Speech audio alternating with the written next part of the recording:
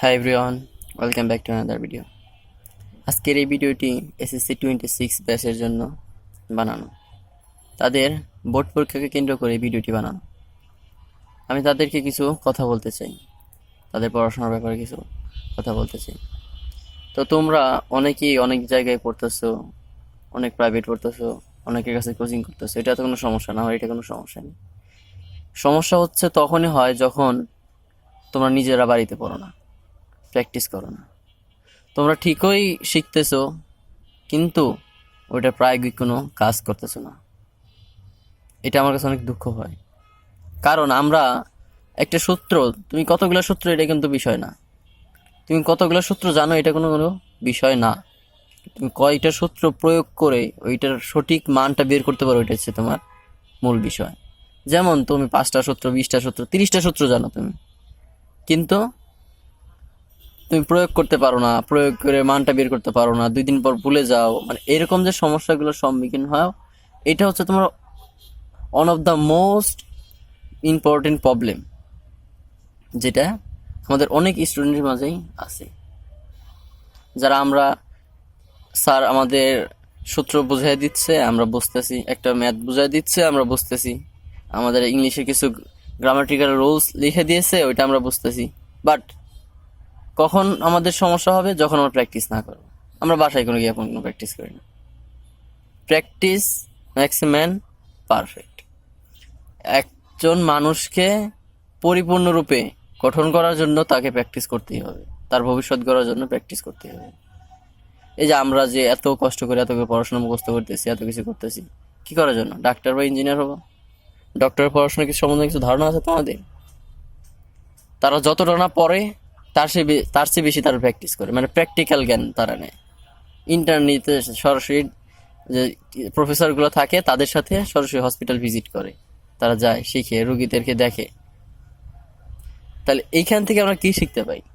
তারা এত বড় হয়েছে, তারা কি মুখস্থ করতে পারে না? তাদের কি ব্রেন খারাপ যে তারা শুধু বই যেটা আছে এটাই মুখস্থ করে গেল, আর কোনো কিছু প্র্যাকটিক্যাল কোনো জ্ঞান নিল না? এরকম হয় না।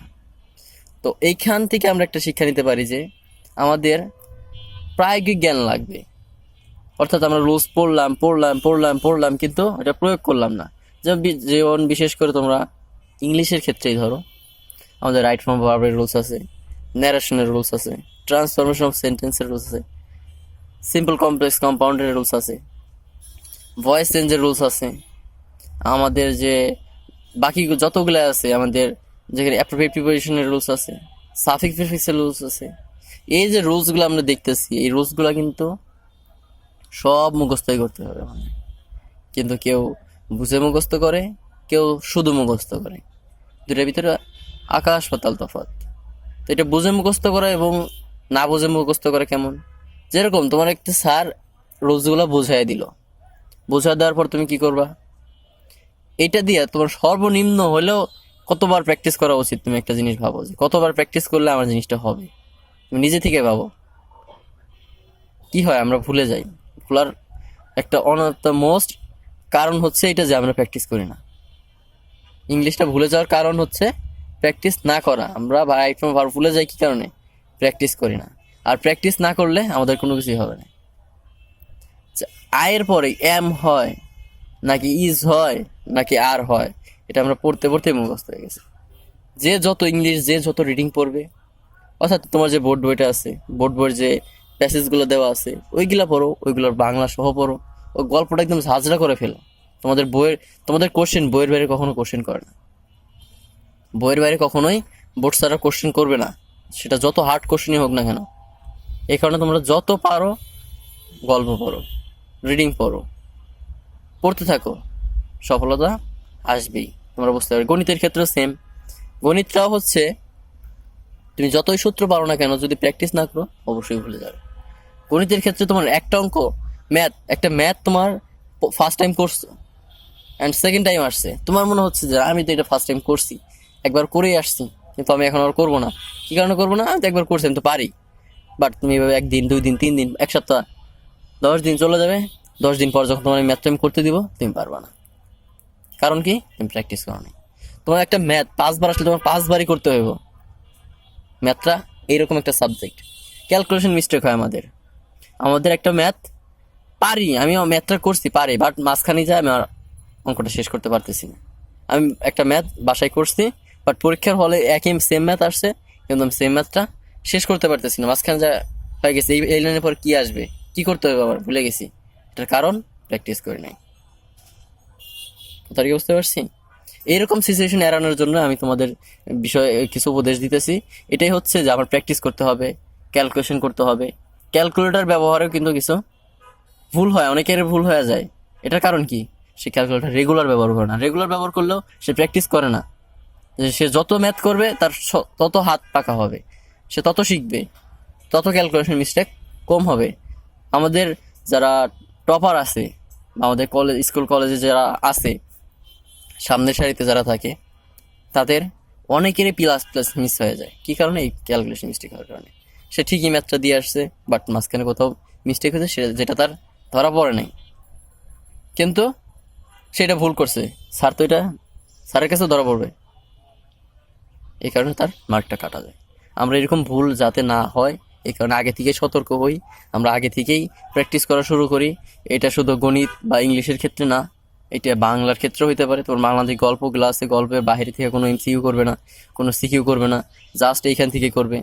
এটা তুমি যত গল্প পড়তে পারবা, তোমার এমসিকিউ তত বেশি হবে, তোমার তত বেশি হবে। বাংলা সেকেন্ড পার্টের ক্ষেত্রেও তাই। বাংলা সেকেন্ড পার্ট বইয়ের বাইরে একটা এমসিকিউ করবে না। তোমার যে উদাহরণগুলো দেওয়া আছে, উদাহরণের ভিতর থেকেই প্রশ্ন করবে। সো বোর্ড বইয়ের দিকে ফোকাস করো, বোর্ড বইয়ের দিকে ফোকাস করো। আমি বারবার বলছি বোর্ড বইয়ের দিকে ফোকাস করো। তোমার কেমিস্ট্রির কথা বলো আর ফিজিক্সের কথা বলো। তুমি টেস্ট পেপার সলভ করতেছো, ঠিক আছে, টেস্ট পেপার কিছু ম্যাথ আছে, বইয়ের যে মানে স্কুল যে ম্যাথগুলো আছে, রাজকোত্তর মডেল কলেজ, এরকম অন্যান্য যে মডেল কলেজগুলো আছে, স্কুল অ্যান্ড কলেজগুলো আছে, এগুলো তুমি যে মানে প্রশ্নগুলো দেখতেছো অনেক হার্ড, তোমার মনে হচ্ছে যে এখান থেকে প্রশ্ন দিয়ে দেবো। না, তোমার বইয়ের বাইরে থেকে কোনো প্রশ্ন দিবে না। তোমার বইয়ের ভিতরে যদি উদাহরণ থাকে, ওই উদাহরণ থেকে অন্তত প্রশ্ন দিব, কিন্তু বাইরে থেকে প্রশ্ন দিবে না। আমার কথাটা কি বুঝতে পারছো? বোর্ড বইয়ের দিকে ফোকাস করো। তোমার math, English, Bangla, physics, chemistry ক্ষেত্রেও সেম। তোমাদের একটা গুরুত্বপূর্ণ একটা অধ্যায় হচ্ছে নাম্বার 11, অর্থাৎ 11 নম্বর অধ্যায় জৈব যৌগ। যেটা তোমার জৈব যৌগ কিন্তু কষ্টকর কিছু না, যদি আমরা পড়তে পারি। যদি আমরা পড়তে পারি, ওইভাবে প্র্যাকটিস করতে পারি। জৈব যৌগ যে যত প্র্যাকটিস করছে, যে যত লেখছে, আমাকে তো মুখস্থ করানো, লেখছে, যে যত লেখছে তার জৈব যৌগ তত সহজ হয়েছে, সে তত পারবে, তার মনে থাকবে, সূত্র মানে বিক্রিয়াগুলো তার ব্রেনে ঢুকে গেছে। কথাটা কি বুঝতে পারছি? সেম ভাবে তোমার বাংলাদেশের বিশ্ব পরিচয় সাল মনে থাকে না, এই কারণে কি আমি রিডিং পড়ি নাই, গল্পটা আমি অনুধাবন করি নাই। তুমি গল্পটা অনুধাবন করো। আচ্ছা, তুমি আমাদের 24শে আগস্টে যে জুলাইতে যে ঘটনাটা ঘটলো, তুমি ঘটনার বর্ণনা দিতে পারবে না? কি পারবে না? হ্যাঁ, আমাদের ব্রেন এটা অনুধাবন করছে, আমরা সরাসরি দেখছি। হ্যাঁ স্যার, তুমি বলতে পারো যে স্যার আমরা তো অতীতের কোনো ঘটনা সরাসরি দেখি নাই, সামনাসামনি দেখি নাই। আমার ব্রেন কি করে, কোনো কিছু দেখার সাথে সাথে ওইটা কল্পনা, একটা ভিজুয়াল, একটা ছবি, একটা আর্ট করে, ওইটা ছবি ব্রেনের ভিতরে আর্ট করে। আচ্ছা, তুমি চোখ বন্ধ করো, চোখ বন্ধ করে একজনের নাম, তোমার বাবার নাম বলো। বাবার নাম বললে, তোমার বাবা বলে ডাক দিলে কি আসবে? বাবার ছবিটা চোখের সামনে চলে আসবে। কি কারণে? তোর বাবার তুমি অনুধাবন করছো, ব্রেনের ভিতরে রেখে দিছো। আমাদের গল্পটাকে বানাই নিতে হবে। যে স্টোরিগুলো দেওয়া আছে সমাজে, বাংলাদেশের বিশ্ব পরিচয়ে, সেগুলো প্রত্যেকটা গল্প।